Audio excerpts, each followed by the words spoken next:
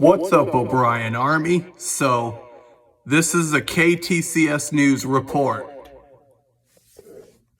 Let me get the report ready. KTCS News. This is a report from KTCS News.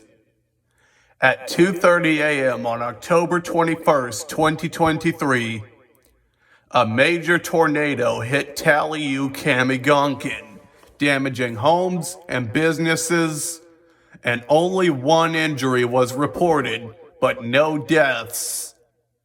The tornado was on the ground for over 30 minutes and had estimated wind speeds up to 126 miles an hour. In EF2, the tornado was the first one to hit camera this year, but there will definitely be more of them coming soon. Until next time, I'm James Barth on KTCS News in Tallieuh.